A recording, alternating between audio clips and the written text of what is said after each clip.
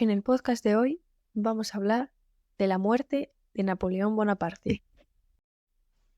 Todos conocemos a Napoleón Bonaparte, comandante militar y líder político francés, que saltó a la fama durante la Revolución Francesa tras vencer a la primera coalición en Italia. Bueno, hay que decir que él fue enviado allí porque consiguió frenar una revuelta de unos grupos realistas quienes querían restaurar a los Borbones en Francia. Y se hizo muy popular y temieron mucho de su gran influencia y lo mandaron a luchar a Italia.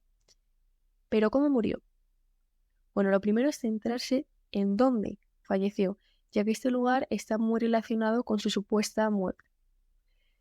Bueno, pues él abdicó el 6 de abril de 1814 y se exilió a la isla de Elba, pero retornó al poder durante 100 días y perdió definitivamente en la batalla de Waterloo y fue deportado a la isla de Santa Elena.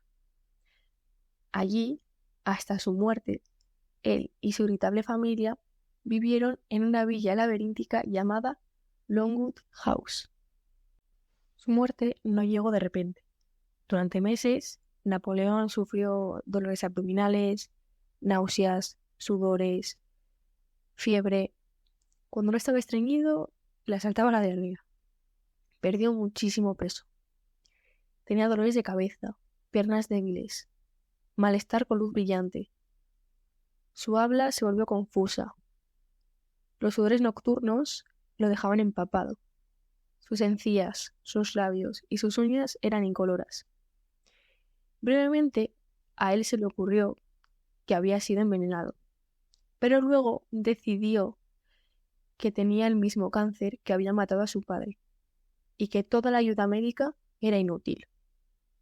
El 4 de mayo de 1821 perdió el conocimiento y el 5 de mayo la noticia llegó a un mundo conmocionado diciendo que el gran hombre había muerto.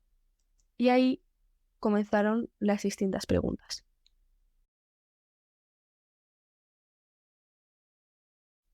Esta primera teoría, a la que he llamado conspiración, fue expuesta por el médico irlandés Barry O'Meara.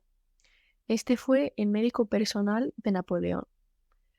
O'Meara le atendió al ex emperador durante 3 años, hasta que hizo una explosiva afirmación de que el gobernador de Santa Elena, es decir, donde Napoleón estaba viviendo, Sir Hudson Lowe, le había ordenado acortar la vida de Napoleón. Como era de esperar, O'Meara fue despedido. Él decía que Napoleón tenía un plan astuto para escapar de Santa Elena, alegando que su mal clima lo estaba debilitando y usando la autoridad médica del doctor O'Meara como apoyo. O'Meara se enamoró del famoso encanto de su paciente y respaldó obedientemente sus afirmaciones. Es decir, que le hizo caso en todo lo que le dijo. En 1818 acusó al gobernador Lowe de intentar acelerar la muerte de Napoleón y en 1822 publicó un libro en el que afirmaba que el gobierno británico estaba decidido a eliminar cualquier posibilidad de otro regreso napoleónico. Mucha gente sospechaba que O'Meara tenía razón, pero nadie pudo probarlo al 100%, ya que aún en ese entonces no existía ningún método para demostrar la presencia de arsénico, que es lo que dijo O'Meara, en un cadáver. Y en cualquier caso, Napoleón estaba enterrado en 4 ataúdes diferentes y debajo de una losa de roca. Es decir, que si Napoleón había sido asesinado, parecía que el asesino se había salido con la suya, ¿no? Pues bueno, un dentista sueco se encontró con la historia unos 100 años después de todo lo ocurrido y continuó donde Omeara lo había dejado. Volviendo al hilo del arsénico, ya que este constituye la segunda teoría sobre la muerte de Napoleón, en 1950 se publicaron los diarios íntimos del ayudante de habitación de Napoleón. Estos diarios ofrecían los relatos íntimos, es decir, que nadie más que ese ayudante y Napoleón conocían, de los últimos días del emperador. Este doctor dentista que he comentado antes, cuyo nombre no voy a decir por no insultar con mi mala pronunciación al pobre hombre, creyó haber encontrado una prueba irrefutable. ¿Por qué?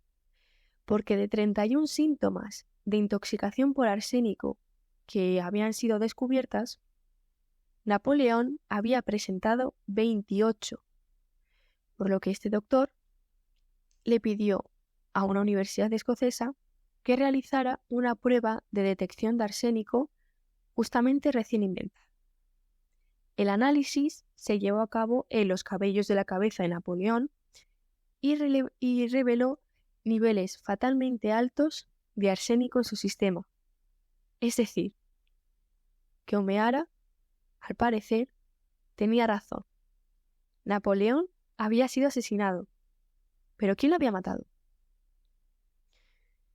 Bueno, otro hombre que muy probablemente os suene, que es el millonario del culturismo canadiense Ben Weider, que es el descubridor de Arnold Schwarzenegger, llegó a la misma conclusión que este otro doctor por medio de un método diferente. Él estaba convencido de que Napoleón había sido asesinado. Entonces Weider revisó las numerosas memorias escritas por quienes habitaban la casa de Longwood, que recuerdo que ahí es donde falleció Napoleón. Pues lo hizo por buscar pistas. Entonces, él y nuestro dentista, doctor, creyeron que tenían evidencia de dosis administradas a intervalos durante varios años a Napoleón. ¿Qué pasa? Que esta teoría, obviamente no convenció a todos. Entonces, por mi parte, creo que es lo más lógico. Napoleón simplemente podría haber absorbido suficiente arsénico de su entorno como para morir. ¿Por qué? Pues porque en cualquier casa del siglo XIX estaba saturada de arsénico. Cosméticos, cigarrillos, ollas de cocina, polvos repelentes de insectos, veneno para ratas, glaseado de pasteles, todos eran tóxicos. Cuando un químico de la Universidad de Newcastle experimentó con un trozo de papel de tapiz de Longwood, que había sido robado por un turista, descubrió que los gases venenosos exhalados por un moho que crecía detrás de este tapiz podrían haber contribuido al fatal declive de Napoleón. Investigadores posteriores analizaron los cabellos de el hijo de Napoleón, de su primera esposa, de la emperatriz Josefina y de 10 personas vivas y concluyeron que los europeos a principios del siglo XIX tenían hasta 100 veces más arsénico en sus cuerpos que la persona promedio que vive ahora. Pero los que estaban convencidos, de que había sido un asesinato, no aceptaban esa hipótesis. Es decir, que Napoleón tenía arsénico. 100 veces más arsénico de lo que nosotros ahora mismo podemos tener. Hay quien cree que fue asesinado y hay quien cree que simplemente fue algo natural, debido a la época en la que se encontraba. Y nos encontramos con la tercera y última teoría, la sustitución. Los admiradores más enamorados de Napoleón estaban y están seguros de que el hombre que murió el 5 de mayo era otra persona, no era Napoleón. Esta teoría tiene dos versiones diferentes. La primera versión, que para mí es la más sorprendente, afirma que Napoleón nunca fue a Santa Elena.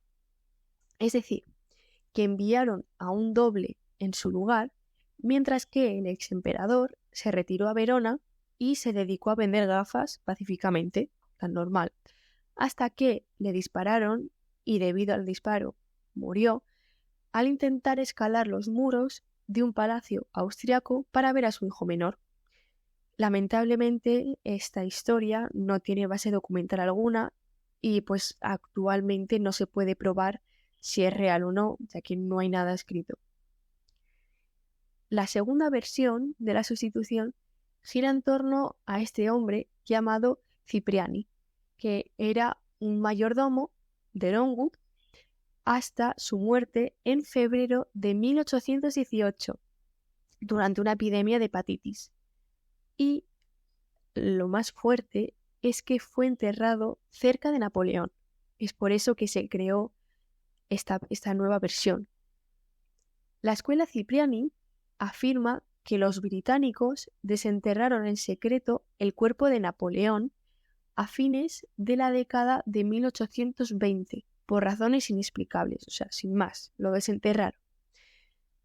Cuando se enfrentaron a una solicitud francesa en 1840 para desenterrar a Napoleón y traerlo de regreso a París, los británicos cavaron apresuradamente a Cipriani y lo arrojaron a la tumba vacía de Napoleón.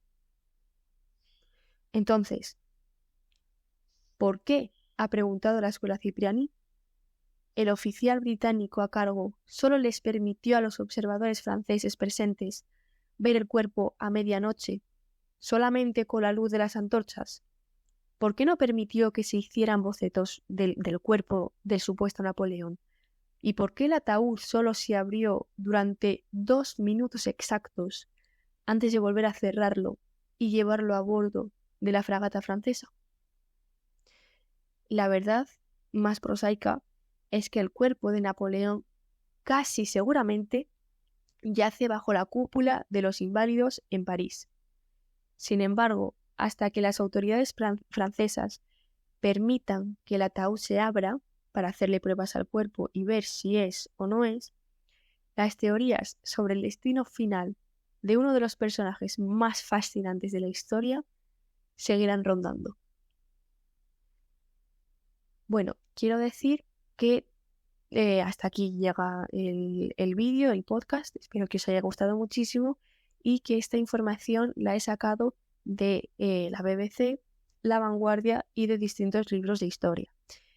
Pues eso, espero que os haya gustado muchísimo, que os suscribáis, que le deis like y que esperéis a mi nuevo podcast. Muchísimas gracias.